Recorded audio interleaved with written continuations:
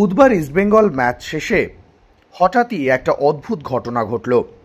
Match শেষে Carles Cuadrat সহ গোটা দল চলে গেলেও ইস্টবেঙ্গল ক্লাব তাঁবুতে থেকে গেলেন কোচ বিনো জর্জ। প্রথমে পুরো বিষয়টা বোঝা না গেলেও হঠাৎ দেখা যায় 6:15 নাগাদ ক্লাবে এলেন পিভি বিষ্ণু। হঠাৎ হলোটা কি? তারপরেও প্রায় 8:30 বেজে যায়। তখনও পর্যন্ত বিষ্ণু এবং বিনো জর্জ দুজনেই ক্লাবে ছিলেন। এই নিয়ে শুরু হয় জোর জল্পনা।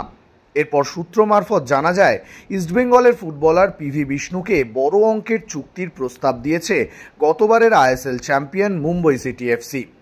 যদিও 2026 সাল পর্যন্ত ইস্টবেঙ্গলের সঙ্গে চুক্তি রয়েছে পিভি বিষ্ণুর, তবুও বিষ্ণুর মতো ফুটবলারকে কিছুতেই হাতছাড়া করতে চাইছে না লাল হলুদ ম্যানেজমেন্ট। তাই বুধবার ম্যাচ শেষে বিষ্ণুর সঙ্গে দীর্ঘক্ষণ আলোচনা হয়। সেই আলোচনায় বিষ্ণুর কোচ ছাড়াও উপস্থিত ছিলেন ইস্টবেঙ্গল ক্লাবের শীর্ষকর্তা দেবব্রত সরকার। প্রায় 2.5 ঘন্টা চলে এই বৈঠক। ইস্টবেঙ্গল সূত্র মারফত জানা যাচ্ছে বিষ্ণুকে ধরে রাখার ব্যাপারে আশাবাদী লাল হলুদ কর্তারা।